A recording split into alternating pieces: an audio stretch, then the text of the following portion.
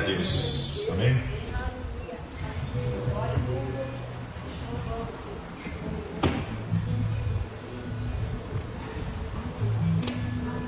Glória a Deus. Vamos para a palavra do Senhor. A pastora Priscila falou um negócio interessante aqui sobre maturidade da igreja. E a ministração que a gente vai falar hoje é sobre o que torna uma igreja madura. A palavra, o poder da palavra, a virtude da palavra, o que a gente pode extrair da palavra. Sabe que às vezes a gente fica pensando, por conta do que a gente já viu em filmes e tal, fala assim, o inferno fica embaixo e o céu fica em cima. Mas eu estava meditando outro dia sobre isso. Sabe qual que é a distância do céu e do inferno e de onde a gente está? É a distância que a gente tem da palavra. Quanto mais longe da palavra, mais perto do inferno. Quanto mais perto da palavra, mais longe do inferno. Estava meditando sobre isso. Por quê? A palavra é vida.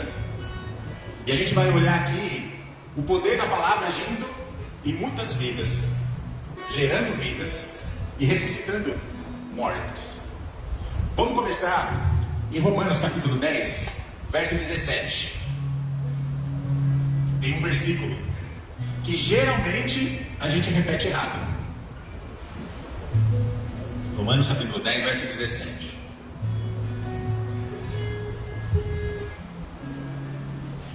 Ali. Eu vou te falar o que as pessoas normalmente falam. De sorte que a fé é pelo ouvir, e o ouvir a palavra de Deus. Geralmente é isso que as pessoas repetem. Mas não existe nenhuma tradução que fala que é a palavra de Deus. Eu vou te falar qual a diferença que aquela palavrinha ali, pela, gera em nossa vida. Se a gente não entender como que a fé é gerada pela palavra de Deus. Então vamos ler o versículo certinho, ó. De sorte que a fé é pelo ouvir, e o ouvir pela palavra de Deus. Em Deuteronômio, capítulo 6, a gente vai ver lá Deus dando uma ordem. Ele vai falar assim, a partir do verso 6. Ouve, ó Israel. E aí ele vai falar assim, esta é a minha palavra, que vocês vão ouvir, falar, ensinar e inculcar nos seus filhos. Ou seja, essa é a palavra que vocês vão praticar. Como? Ao deitar, ao dormir. Olha lá. Ouve, pois, ó Israel, e atenta em guardar, para que bem te suceda e muito te multiplique, como te disse o Senhor de teus pais, na terra que manda leite e mel. Veja o verso 4. Ouve, ó Israel, o Senhor é o nosso único Deus, é o único Senhor. Veja o verso 6. Deixa o verso 6 que vai estar falando de novo. Olha lá. E estas palavras que hoje te ordeno estarão no teu coração. Em seguida ele vai falar, verso 7. E aí ensinarás a teus filhos, e delas falarás, assentado na tua casa, e andando, e pelo caminho, e deitando, e levantando. E ele continua. O que está acontecendo ali? Está vendo essa palavra, povo de Deus? É uma palavra que você vai ter que praticar em todo o tempo. Seja sentando, seja levantando. Seja comendo, seja andando. Inclusive, inculcando isso na cabeça dos seus filhos. Então a gente está vendo que existe uma orientação de Deus para praticar a palavra. Aí a gente volta lá em Romanos capítulo 10, verso 17, a gente vai entender. A fé vem pelo ouvir, e ouvir pela palavra. Mas qual que é a diferença se eu entender? A fé vem pelo ouvir e ouvir a palavra. A diferença é que quando eu vou ouvir a palavra, não pela, eu estou escutando. E quando eu ouço a palavra e pratico, eu estou ouvindo e trazendo ela para o lado de dentro. Então, a palavra está do lado de fora, pela palavra está do lado de dentro. Qual que é a diferença disso na nossa vida prática? Por exemplo, é que agora não passou aqui, mas às vezes quando a gente está aqui passa uma moto, vocês escutam, né? Vocês passam uma moto subindo ou descendo. Ou seja, que marca que era a moto? Era um homem ou uma mulher que estava dirigindo a moto? Ou o carro que passou ali agora? Olha lá. Era um homem ou uma mulher? Que cor que era a moto? A gente não sabe. Por quê? Porque eu estou escutando, mas não estou discernindo. E quando eu ouço a palavra e pela palavra, eu estou ouvindo e eu estou discernindo. Então aquela palavra agora está dentro de mim e através de mim. Então é uma prática de vida. Existe a diferença entre a palavra e a palavra. Uma coisa é escutar, outra coisa é você ouvir. Por isso que Deus não fala em Deuteronômio, escuta Israel. Ele fala, ouve. Ouve, ó Israel. Ou seja, traga isso do seu lado de dentro. E como você vai mostrar do seu lado de dentro? Através das suas obras do lado de fora. Porque você vai expressar a palavra que está dentro de você. Aí a gente vai entender o livro de Tiago, que vai falar que a fé sem obras é morta. Ou seja, eu tenho fé e eu expresso a minha fé através das obras, que é a forma com que eu vivo. Então essa é a diferença de ouvir a palavra e pela palavra. E aí é dessa forma que é gerada a fé, através da prática, quando a palavra já está do lado de dentro e eu exerço através das minhas práticas. E agora a gente vai ver alguns exemplos na Bíblia do pela palavra e o que ela gerou. Marcos capítulo 3, inclusive o Tiago pregou sobre isso no domingo. A partir do verso 1, é o homem da mão ressequida. Vai falar assim: e outra vez entrou na sinagoga, e estava ali um homem que tinha uma das mãos mirrada. Isso aí. E estava observando se curaria no sábado, para o acusar. Ele estava observando os fariseus. Ele está dentro de uma sinagoga, está cheio de fariseu e é sábado. Ok? Então o contexto já vem falando sobre isso. E disse ao homem que tinha a mão mirrada: levanta-te e vem para o bem. Perguntou-lhes: é lícito no sábado fazer bem ou mal, salvar a vida ou matar? E eles calaram-se. E olhando para eles em redor com indignação, condoendo-se da dureza do seu coração, disse ao homem: estende a mão. E ele a estendeu, e foi-lhe restituída a mão sã como a outra. Olha que interessante. João capítulo 1, no verso 14, vai falar que Jesus é o verbo. O verbo é uma palavra. Ou seja, todas as coisas foram feitas através da palavra, por meio dele e para ele. Ok? Então, o verbo encarnou e viveu entre nós. E o verbo entrou dentro de uma igreja. E quando ele entra dentro de uma igreja, estava cheio de religioso. E no meio do religioso tinha um homem com a mão ressequida. O que a gente está vendo? No meio da religiosidade tem pessoas, ou todos, ou alguns, que estão incapacitados de realizar alguma obra porque estão no meio da religiosidade. No meio da religiosidade, a sua mão é incapaz de produzir. Então a gente está vendo o verbo entrando dentro de uma igreja e trazendo do meio do religioso aquele a quem ele chama para realizar a obra. E ele fala assim: vem para o meio. E o que quer vir para o meio? Sai do meio do religioso e vem para o centro da palavra. Sai do meio da religiosidade, do que todo mundo fala que você não deve fazer. Olha para a palavra e vem para o centro da palavra. Porque a partir do centro da palavra você consegue produzir alguma coisa. E aí ele vai falar o seguinte: estende a mão. O que está acontecendo? Desceu um anjo com uma espada de fogo. Teve um reteté, pessoas caindo, um louvor com luzes, e o poder vindo. Não aconteceu alguma coisa disso?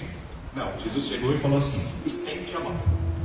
Ou seja, o verbo deu uma ordem. E aonde que está a ordem do que a gente precisa fazer? Na palavra. A palavra de Deus é toda a lei que ele deixou para a gente seguir. E quando a pessoa religiosa que estava no meio dos religiosos ouve a palavra e segue o que a palavra está falando, Deus não vai falar que Jesus tocou na mão dele. O Deus vai falar assim: estende. Ou seja, ele ouviu a palavra e ele praticou a palavra. E a partir da prática que ele realizou, a mão dele foi curada. Ou seja, aquele que uma vez estava no meio do religioso e teve contato com a palavra, e ouviu a palavra e praticou a palavra, teve a sua incapacidade de produzir alguma coisa curada. A fé vem pelo ouvir.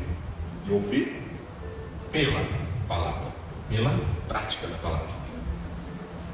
Então, às vezes a gente pode sentir alguns dias assim: nossa, Senhor, eu não estou conseguindo, eu não estou com vontade. Então vamos ver o que a palavra diz. Vamos na palavra, porque se a palavra está mudando, a minha vontade não interessa muito, porque eu vou fazer o que a palavra está dizendo. Porque a palavra vai me tirar do meio da religiosidade que eu criei, porque do meu jeito eu acho que o Deus que eu acredito proíbe de fazer isso, sendo que a palavra não está falando. O Deus que eu criei proíbe mulheres de usar calça. O Deus que eu acredito proíbe mulheres de cortar cabelo. O Deus que eu acredito proíbe o homem de jogar futebol. Isso são doutrinas, em algumas denominações, que são pregadas.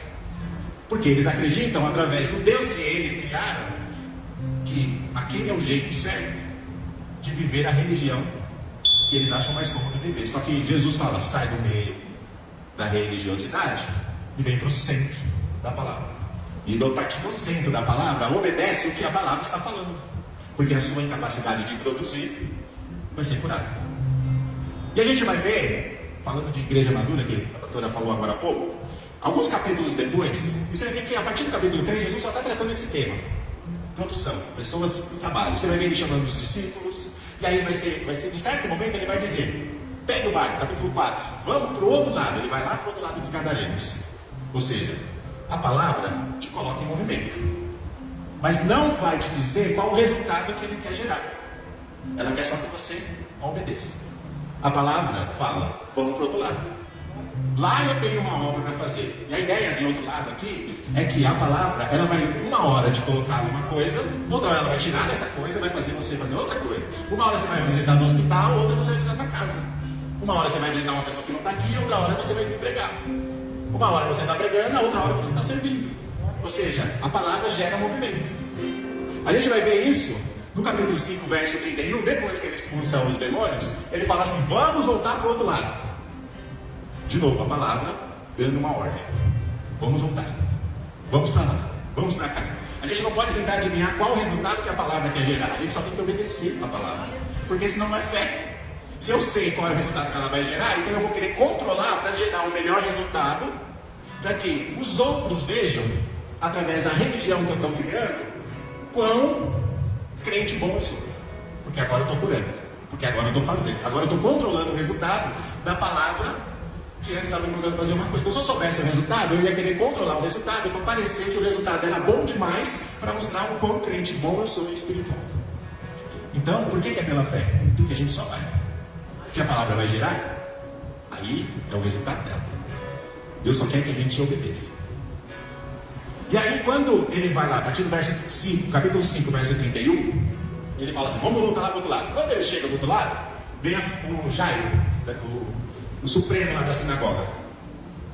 E aí, Jesus está andando e aparece Jairo e fala assim, minha filha está doente, está quase morrendo. E Jesus fala, vamos para lá. Só que enquanto ele estava lá, uma multidão o apertava. E durante o momento que a multidão o apertava, aparece uma mulher que tinha um fluxo de sangue e toca nas vestes de Jesus. E a partir do toque que ela tem nas vestes de Jesus, eu já estou vendo as carinhas aqui pegando qual que é o que o texto está falando. A partir do toque que ela teve nas vestes de Jesus, ela foi curada. E depois desse toque, Jesus falou assim, cadê? Quem que tocou em mim? Não, mas tem uma multidão. Não, mas tem uma pessoa só no meio da multidão que tocou na palavra e tirou da palavra o poder que a palavra tem. E o que a gente pode entender disso aqui? A mulher fazia 12 anos que ela tinha um fluxo de sangue, certo? Fluxo de sangue e menstruação que nunca acabava, hemorragia. Então a gente está vendo uma mulher que há 12 anos sofria de uma incapacidade de gerar.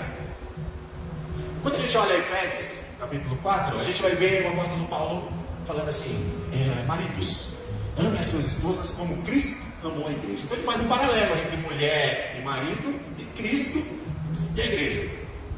Então a gente está vendo aqui uma igreja que há 12 anos está perdendo vida, porque sangue é vida, e de tanto perder a vida, ela está perdendo a sua capacidade de gerar. Ou seja, a igreja tem um propósito na terra. Ela tem que ganhar almas para Jesus. Ela tem que realizar as obras. Ela tem que demonstrar a sua fé através da palavra que ela ouviu. Só que esta igreja está perdendo a sua capacidade de gerar, porque ela está perdendo a vida dela e a vida que poderia gerar.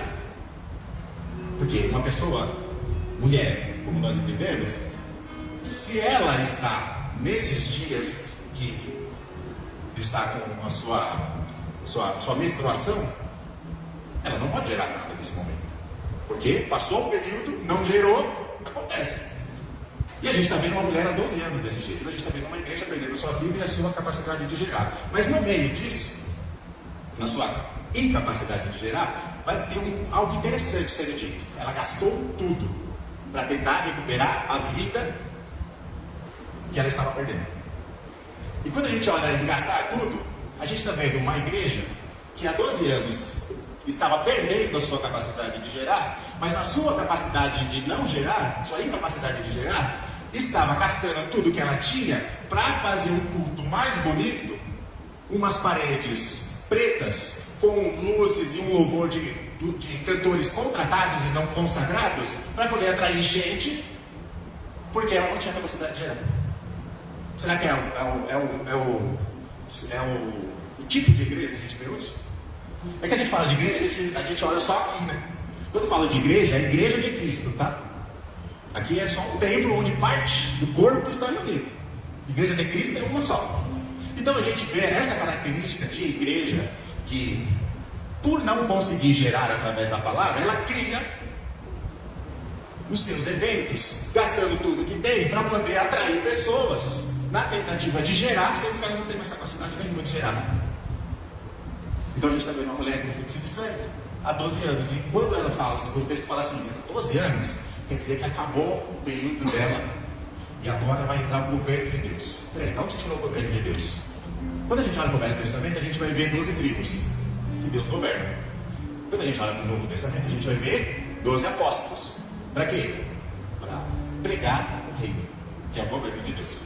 Então quando a gente olha para o 12 nos textos, ele está apontando para um governo que está chegando para mudar a história daquela mulher, que é a igreja que não tinha capacidade de gerar.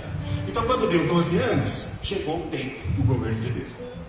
E no tempo do governo de Deus, a mulher que é a igreja ouviu que a palavra estava ali. E ela vai atrás da palavra. E quando ela toca nas vestes da palavra, e vestes, vai falar de duas coisas: de autoridade e de intimidade. Quando ela olha para a palavra e extrai a autoridade que ela precisava para a vida dela, ela também toca na intimidade. Ou seja, o que é intimidade? É o tempo que ela tem com a palavra. E quando ela toca nas vestes, ela extrai o poder. Então aquela mulher, que é uma igreja que estava incapacitada de gerar, agora vai na palavra e extrai o poder da palavra. E a sua incapacidade de gerar foi curada, porque da palavra saiu virtude. E virtude é autoridade.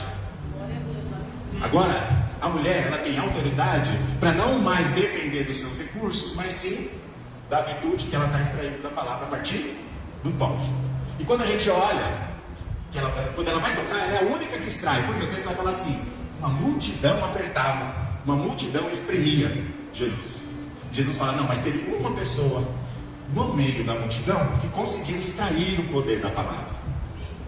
E quando a gente olha uma multidão de pessoas andando com Jesus e espremendo, sabe o que a gente está entendendo? Multidão nunca tem um resultado bom na Bíblia, tá? Sempre quando você olhar a multidão, sempre vai dar um. E aí, a multidão espremendo Jesus, elas estão vivendo, escutando a palavra. Por quê? Quando eles escutam a palavra, eles tentam espremer a palavra para poder extrair da palavra aquilo que eles buscam como benefício e que eles acham que a palavra pode dar para eles.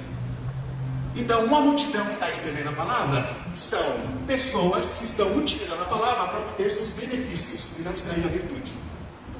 Porque quando eu extraio a virtude, eu sou transformado. Mas quando eu espremo a palavra, eu quero benefícios. Estão entendendo? A gente passa o pano aqui e espremeu o pano da água. Para quê? Para que a água fosse embora, lembra? A palavra está do lado de fora, pela palavra está do lado de dentro. Então quando eu espremo a palavra, eu quero espremer para ver se eu acho água limpa, para suprir a necessidade que eu tenho e acredito que a palavra pode dar para mim. Mas teve uma mulher que extraiu virtude, porque quando ela viu a palavra, ela tocou e extraiu o poder que ela tinha. E agora a mulher tem capacidade de gerar.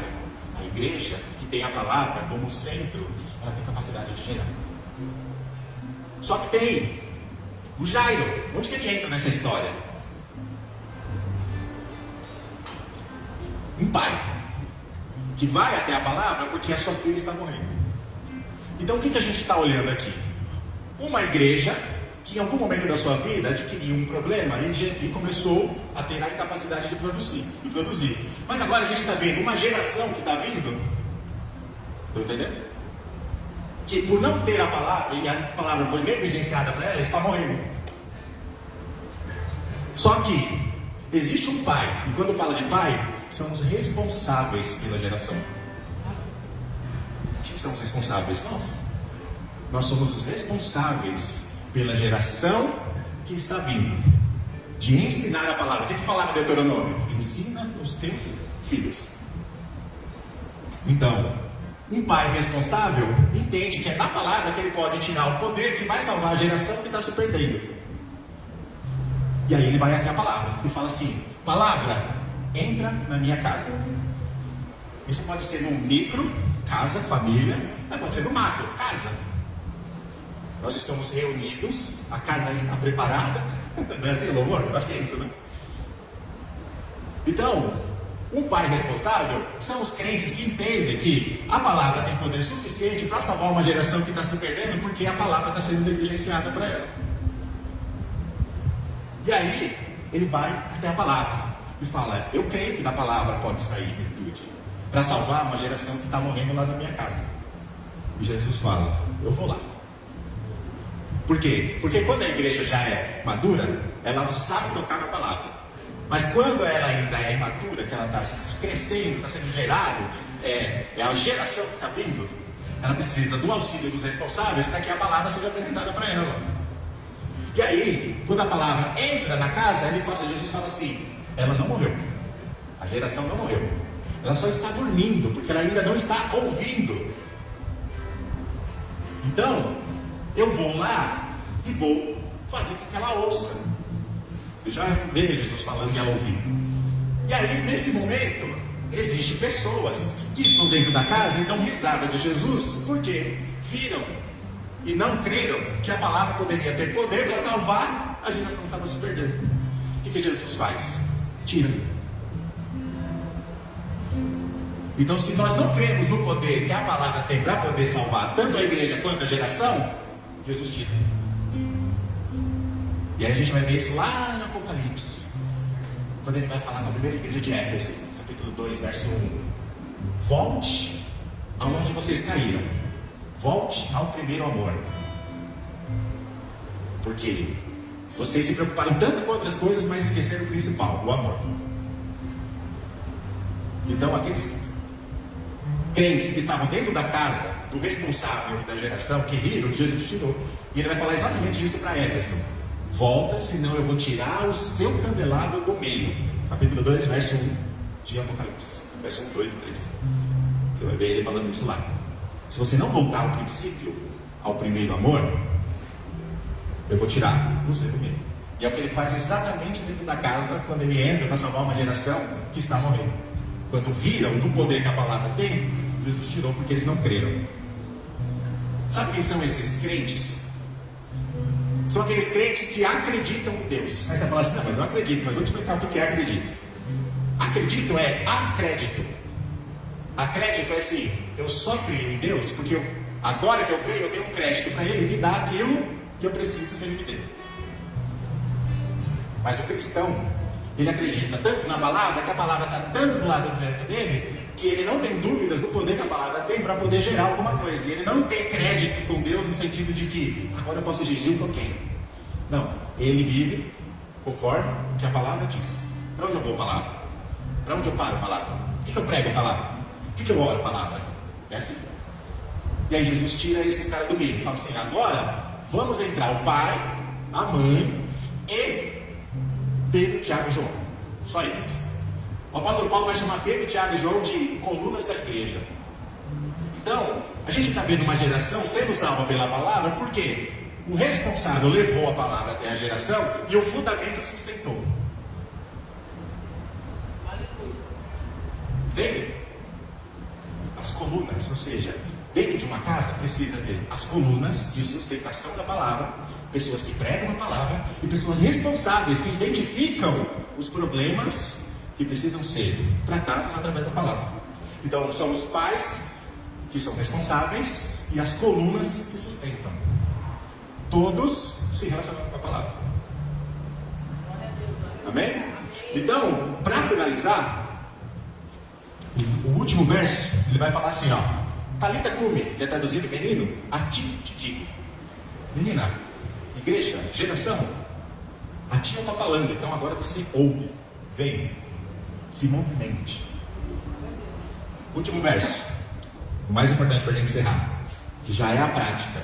E mandou-lhe expressamente que ninguém o soubesse. E disse, coloca o verso 43 aqui, verso capítulo 5, a gente lê junto, está igual.